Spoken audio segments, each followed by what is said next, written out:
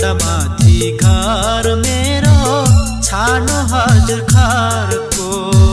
सात समुद्र पारी पनि झल्को गाउँ घरको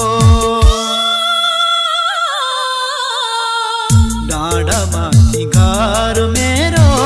छानो हजुर खारको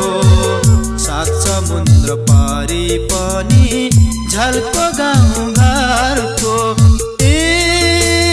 चिठी लाने येहुला किना रोदी बस्न आउँछ रे भनिदिनु